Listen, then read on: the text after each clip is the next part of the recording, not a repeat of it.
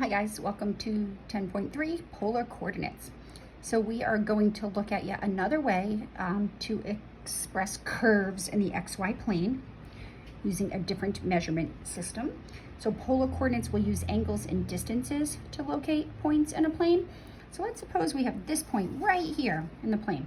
Typically we would go over X and up Y. Not today. What we're going to do today is just imagine the line. It's not part of it, but just imagine it's not the actual part of the picture, it's imaginary. So imagine the line that connects the point to the origin. The length of that line is going to be called R. The angle that that line forms with the positive x-axis, we're going to call theta. And instead of calling it the x-axis, we're going to call it the polar axis. So the polar axis is just another name for the x-axis when we're dealing with polar coordinates. And then what we typically call the origin will now just be the pole. Right? So if we're given a point, r theta,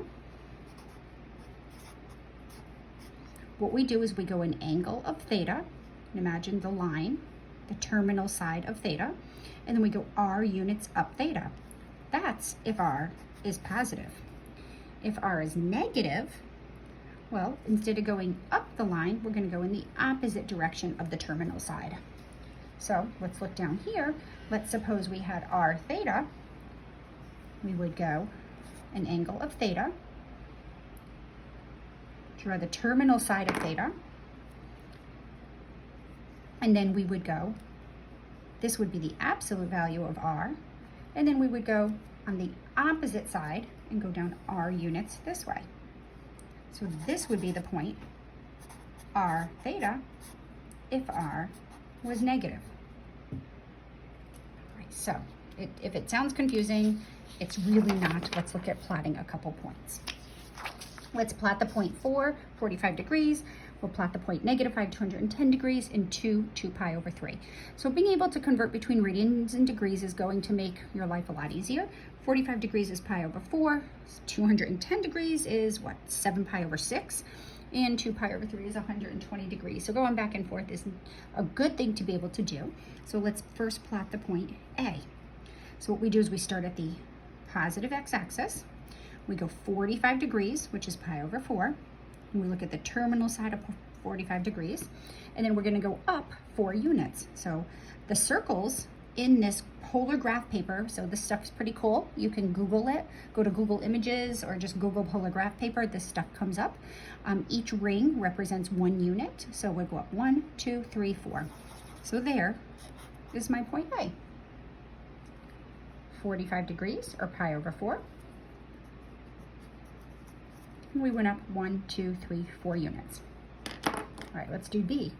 -5, 210 degrees. Well, 210 is 7 times 30. 30 is pi over 6, so it's 7 pi over 6 right here. So we're going to start. Our angle is going to go all the way to here. This is going to be the terminal side of 210 degrees. So the terminal side of 210 degrees is here. Now we're going to go -5. So instead of going 5 units up the terminal side of 210 degrees, we're going to go across, and we're going to go 5 units on the opposite side of the terminal side. So to this, if we went 1, 2, 3, 4, 5, this point right here, I'm just going to write it down, that would be the point 5, 210 degrees. So we went 210 degrees, and then instead of going up the terminal side, we're going to go in the opposite direction of the terminal side, 1, 2, 3, 4, 5, right here. This would be point B. So 210 degrees, and we went 5 in the opposite direction of the terminal side. All right, my third point, 2 pi over 3. So we're going to go 2 pi over 3 right here. Here's my 2 pi over 3 right here. 2 times 60, it's 120 degrees, right? And we're just going to go up 2 units. So right there would be my point C. So now let's make a note here. B is equal to -5, 210 degrees. But if I just gave you point B without all this information, we could also have just gone pi over 6 or 30 degrees and up 5 units. So we could go up 5 units and go 30 degrees. Or we could have gone 390 degrees and up 5 units. So there's actually infinitely many ways to represent a point in polar coordinates. So this is 2 of infinitely many ways to represent that point. All right, let's take a minute to talk about the connection between polar coordinates and our rectangular coordinates. All right, so here we have the point of interest is right here. Right? So we can express it as our theta, or we can express it as going over x and up y. So we can also call it the point xy. Now, what's the relationship between these guys? Well, if you notice, we have our right triangle. We can refer to our right triangle trigonometry here. If we wanted to find how x relates to this polar coordinate, well, isn't it true that the cosine of theta is equal to x over r? So in other words, x is equal to r times the cosine of theta. So the x coordinate of this point, if we know r and theta, would just be r times the cosine of theta. Whereas the sine of theta is y over r. So y is equal to r sine theta. It's also true, so this is good points to know. It's a right triangle, so x squared plus y squared equals r squared. Also interesting to know, or to note, that the tangent of theta is y over x. Right? We could also say that theta is kind of the inverse tangent of y over x, but we have to be careful because this is only going to give me the reference angle, and we'll see that a little bit later. So if we do the inverse, if we know the coordinates x and y, and we do the inverse tangent of y over x, it's only going to give me an angle in the first or the second quadrant. So we would have to investigate further and come up with the correct values based on observation. All right, so let's practice converting from polar coordinates to rectangular coordinates.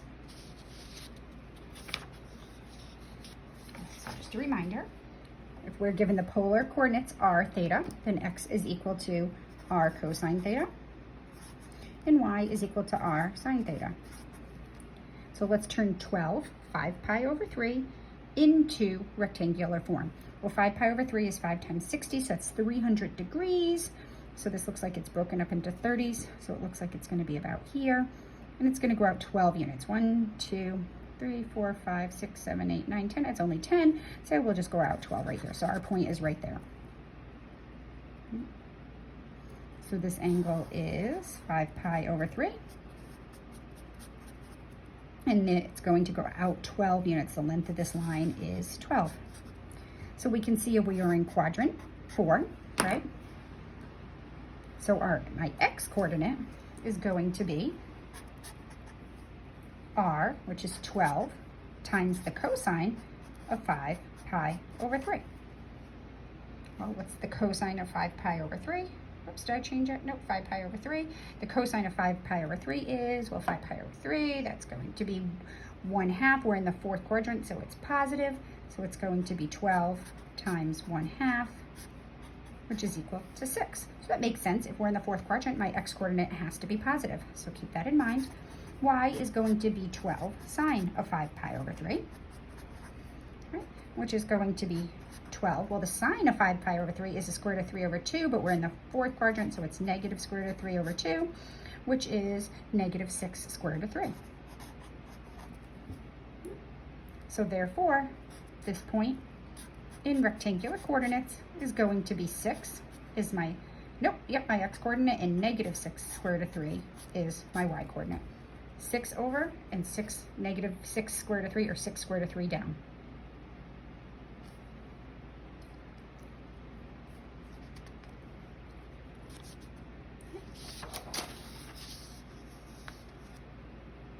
Let's convert 6 to 40 to rectangular form. So 240 is 60 degrees. We're going to be over here. This time we're in quadrant 3, right? So 240 degrees. We're going to go out 6 units. So 1, 2, 3, 4, 5, 6. If I counted that correctly, like I can't see 2, 3, 4, 5, 6. So right here is my point. So I know my x and y coordinate. I expect them to both be negative. So x is going to be r cosine of 240 degrees, which is 6 cosine of 240, and 6 with a cosine of 240, well, 240 is a multiple of 60, so it's going to be 1/2, it'll be negative 1/2, so it's going to be negative 3. And y is going to be r sine of 240, which is 6 sine of 240, which is 6 times negative square root of 3 over 2. It's going to be negative square root of 3.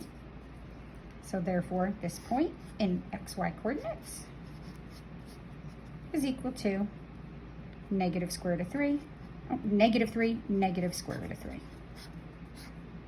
There we go. So not too terrible. All right, going in the other direction. Let's suppose we have rectangular coordinates. Can we put them into appropriate polar form? That depends on how good you are with your trig. So given the point xy, r is equal to, well, r squared equals x squared plus y squared, so r is equal to the square root of x squared plus y squared, right? And theta is, we're going to use, I'm going to do the reference angle, is going to be the inverse tangent of y over x. Now this is a little bit trickier, so we got to be really super careful. So let's convert 3 square root of 2 and negative to negative 3 square root of 2 to polar coordinates. So just to have an idea, I'm going to do 3 square root of 2, and that's going to give me, it's about 4.24. So we're going to go about 1, 2, 3, 4 rings out, a little bit more than 4 rings out, and then we're going to go about 4 down, 1, 2, 3, 4. So it's about like right here, right? So this is my point of interest. All right, so now if we think about our trigonometry, think of this as a right triangle. Right? I know that the length of this side is 3 square root of 2. We went down 3 square root of 2, and we went over 3 square root of 2, right? So let's first find r. The length of that is just going to be the hypotenuse. So r is equal to the square root of 3 square root of 2 squared plus 3. It's really negative 3 square root of 2, right? But it's going to be the same value to begin with. And this is going to be 2 times 9, 18. It's going to be 36. So it's going to be the square root of 36, which is 6. So we found r. Now theta, I'm going to put little reference angle, is going to be the inverse tangent of y, which is negative 3 square root of 2 over 3 square root of 2, which is the inverse tangent of 1, negative 1, which is negative pi over 4. Right, and that works nicely because we know that that could be negative pi over 4. If we were in a different quadrant, if we were in this quadrant, we also would have gotten the inverse tangent of pi over 4, negative 1, we would have gotten pi over 4. So we would have had to have adjusted accordingly. Okay, so now we can do two things here. We can use negative pi over 4, or we could go all the way around and use 7 pi over 4. So we can do r theta is equal to 6 negative pi over 4, or is equal to, we could do 6 7 pi over 4, because we could go 7 pi over 4 and land here and then go up 6 units. Or we could really just go 3 pi over 4 and go negative 6. So there's infinitely many ways that we can write 3 square root of 2, negative 3 square root of 2 in polar coordinates.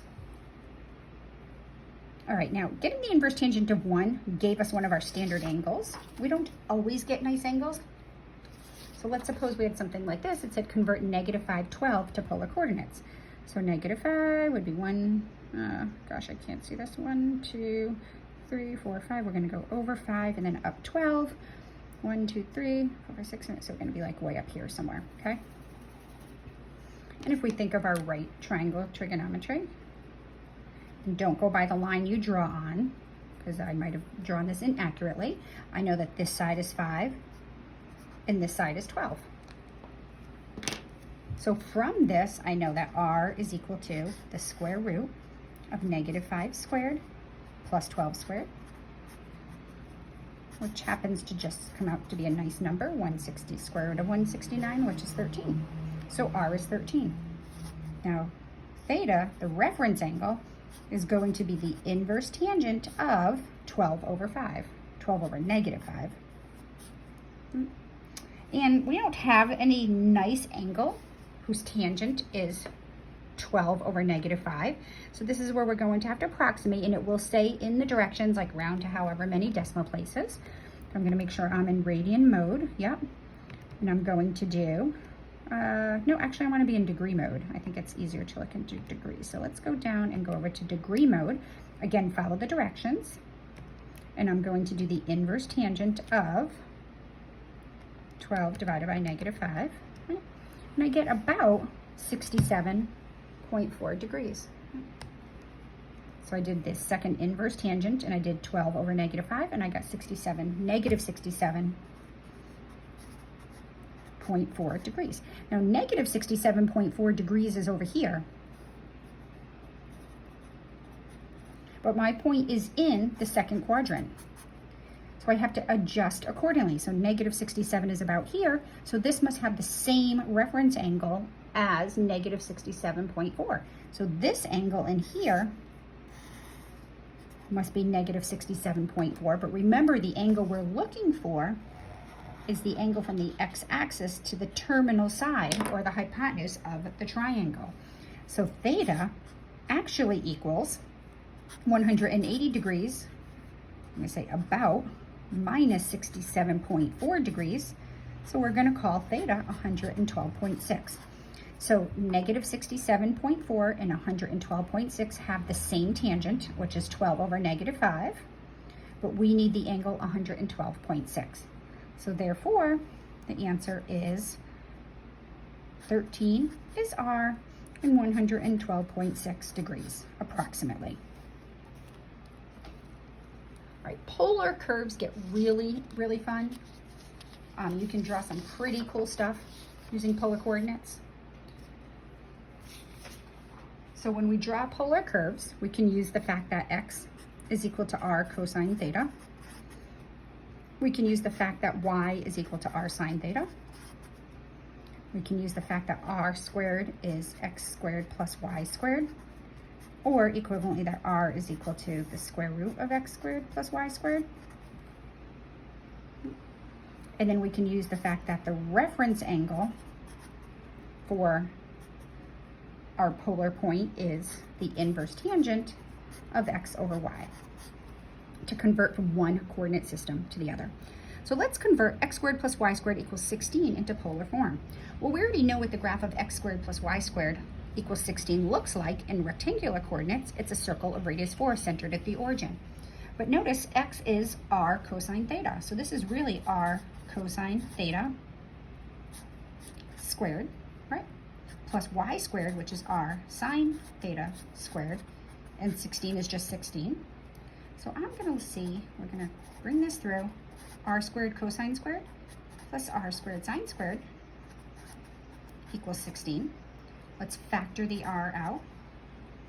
R squared cosine squared theta plus sine squared theta, all in parentheses, equals 16. But what do you know about cosine squared plus sine squared? I hope you said that that equals 1, right? So we really just have r squared equals 16.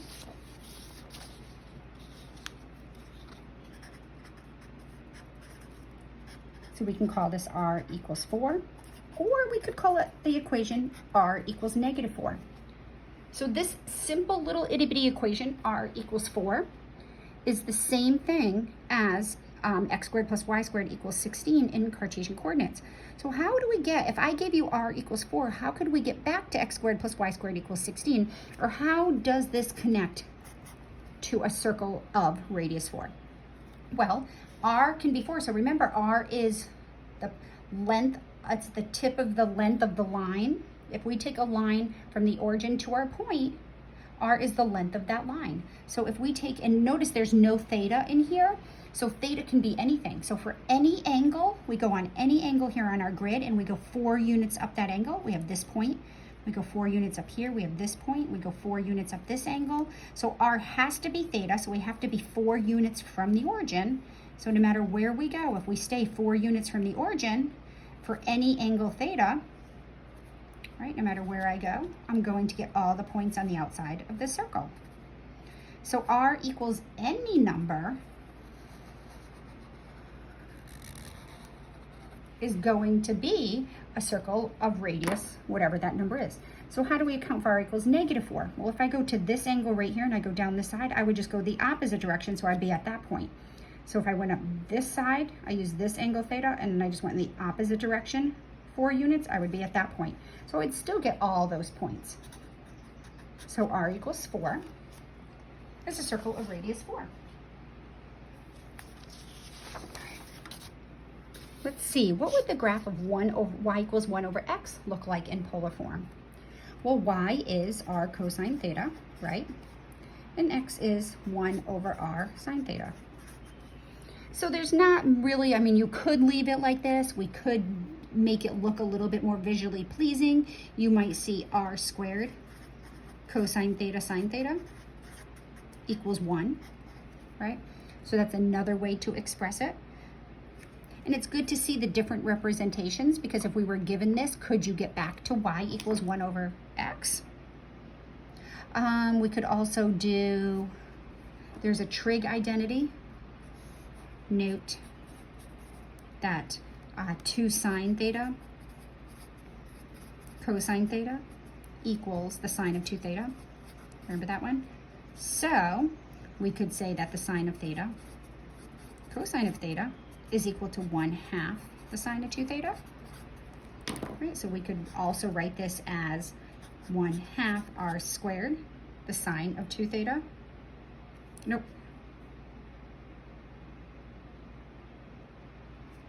1/2 r squared, yes, sorry. We're going to replace the sine cosine with sine of 2 theta. And that equals 1. I could say r squared sine of 2 theta equals 2 just by multiplying both sides by 2, right? So many ways to represent and rearrange. But remember, if we were at this, if I gave you just this, could you get back to that? Good thing to try. All right, going from polar to Cartesian tends to be a little bit trickier. We just have to remember those replacements. So what do we know? We know r equals 8 cosine theta. So what can we do here? What does r equal? Well, r equals, we could do, well, let's see. We know r is equal to the square root of x squared plus y squared. And what do we know about the cosine of theta? Well, we know x is equal to r cosine theta, right? Well, let's see. R equals -8 cosine theta. So what I see is r cosine theta. So I can get an r on this side by multiplying both sides by r. So I'm going to multiply both sides by r. Just going to make my substitution easier. So r squared is equal to -8 r cosine theta. But now we can replace r cosine theta with just x. Now remember, trying to get rid of all the r's and thetas. R squared would be x squared plus y squared, right? So we have x squared plus y squared equals -8x. Or we might write x squared plus 8x plus y squared equals 0, right? Right, what would this be the graph of, though? If I said, what would this graph be in Cartesian, in the xy plane in either situation, no matter what coordinates we use? Do you notice this as anything familiar? Well, let's take note. Let's go back to our college algebra days. If I take x squared plus 8x plus y squared equals to 0, and I'm going to complete the square here, I'm going to take half of this number and square it. So I'm going to take half of 8, and I get 4. And then I'm going to square 4, and I'm going to get 16. I'm going to add that to both sides. Why am I going to do that? Because I'm going to get x squared plus 8x plus 16 plus y squared equals 0. Do you know where I'm going with this? Well, now we can complete the square, and I get x plus 4 squared plus y squared equals 0. And does this look familiar? Well, this is a circle of radius. Oh boy, don't do that. I forgot to add 16 on this side. Add 16 on this side, right? So if I add 16 to both sides, I said it, but I didn't do it. Add 16 to both sides, we get a circle of radius 4, centered at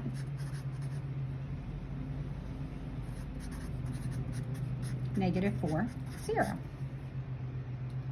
So remember, this came from r equals -8 cosine theta. So this is polar coordinates.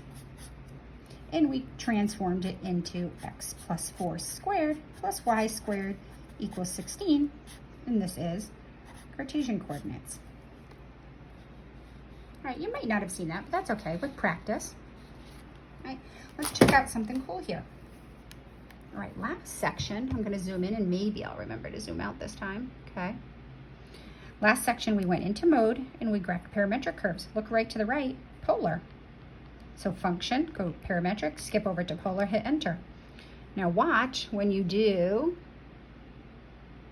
y equals this time, it comes up with r's instead because we're going to write r equals. So if we go back up, I'm going to make sure, I would make sure that you are in radians when you graph this guy, when you graph polar coordinates. R is equal to -8 cosine, and when you hit this, a theta pops up. So -8 cosine theta. Now we don't have any restrictions on theta, but if I go to my window, it's going to say theta goes from 0 to 2 pi. I'm going to go -4 pi to 4 pi, just to make sure I get it all. All right, let's go graph. And there's my circle. Center -4, 0. Right? It's just going to keep going around as pi varies.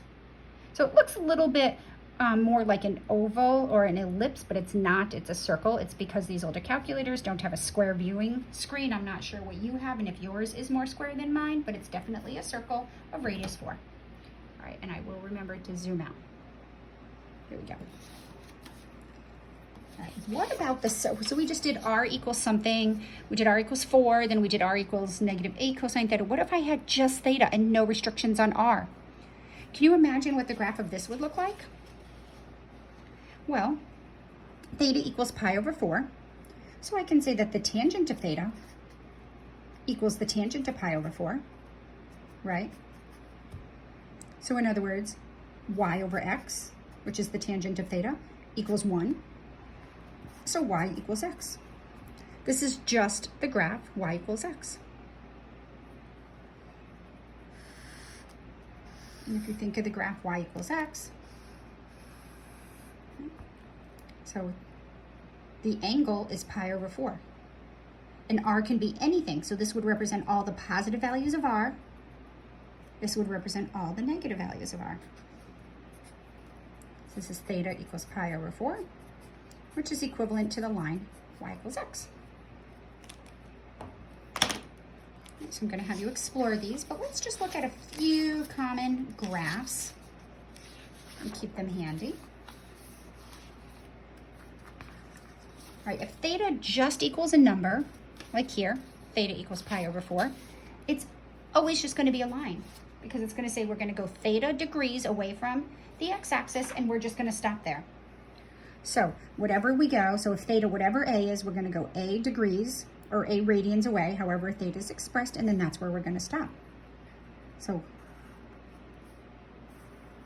okay, this would be angle A, and this would be theta equals A. So when we just did pi over 4, we just got the line, here's pi over 4, right? And it goes on forever in both directions.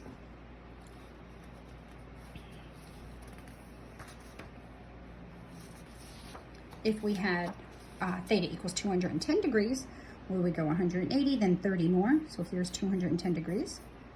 So this part of the line would represent all values of r, because r can be anything. So every point on this r has a positive value of r, And if we go in the opposite direction, that's going to give me my negative r's. So here, this is 210 degrees. And this is the line, theta equals 210 degrees. Oops, I'm a little zoomed out there. All right, too much so. All right, there we go. All right, if you have something of the form r cosine theta equals a number, that's going to just be a vertical line. Can you see that? Because r cosine theta is just y. Nope, sorry, r cosine theta is x. So it's going to be x equals a. So this is the vertical line.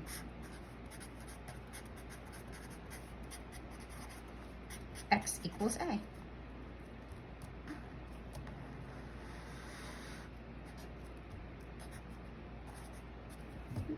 So if you have cosine of theta equals 7 over r, we're going to rewrite it in this form. That's going to be r cosine theta equals 7, or x equals 7.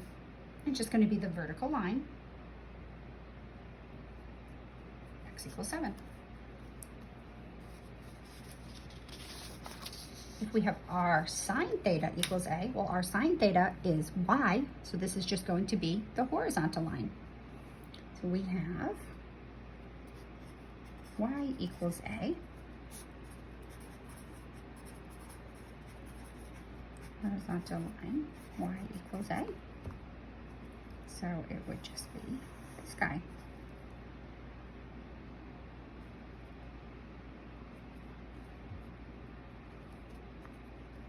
Going through a.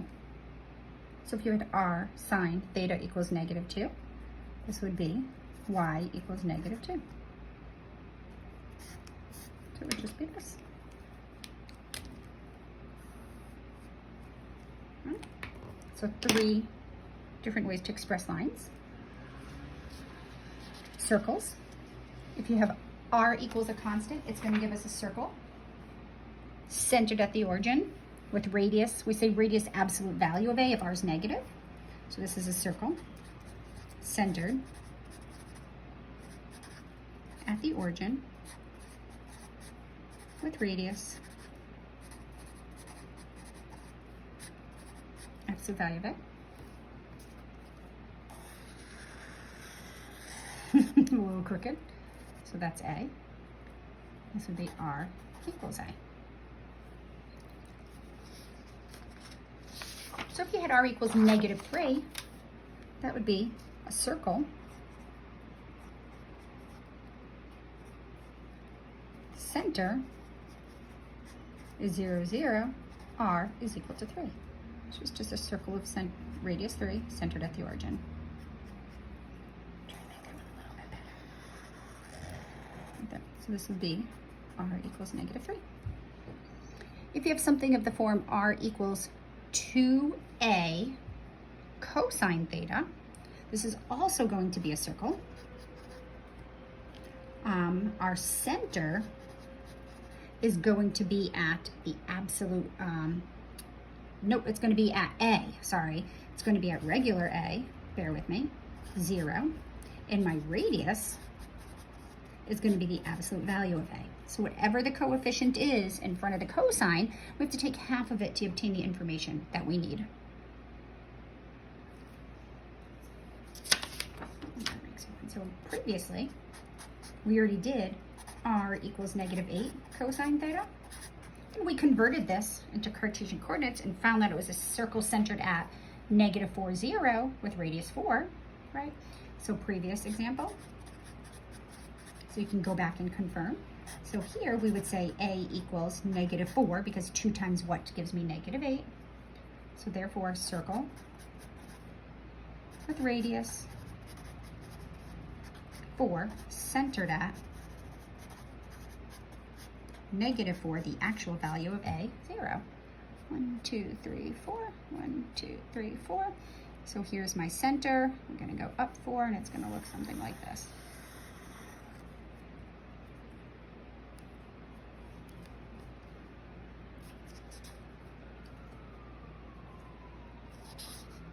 If you have r equals 2b sine theta, well, this is also going to be a circle. The center is going to be at half of the coefficient of the sine. Ooh, something's going on out there. B, 0. Nope, 0b. It's going to go up the y-axis this time. And the radius is going to be the absolute value of b. So this time my circle's center is going to be up here or down there if b is negative. It's going to look like that. So negative r equals negative 9 sine theta. We're going to say b is negative 9 halves. So therefore we're going to have a circle with center negative 9 halves 0 and radius 9 halves. Let's draw this. Let's see. I'm going to do y equals negative 9 divided by 2 times the sine of theta. Pop that in there. And we're going to hit enter. And ungraph it. There we go. There's my circle. Center is at negative 4.5 and the radius is 4.5. So it's going to go through the origin. All right, so we can see if a center falls on the x-axis, it would be r equals 2a cosine theta. If it falls on the y-axis, it would be 2b sine theta. So if a center is in the xy plane but not on an axis, its equation is going to be 2a cosine theta plus 2b sine theta. So this is a circle with radius. Ooh, ready for this one? Is it a or is it b? It's a combination. A squared plus b squared. And the center at a, b. So if I wanted to know, if I saw something like this, r equals 8 cosine theta minus 6 sine theta, I get a equals 4. And I get b equals negative 3.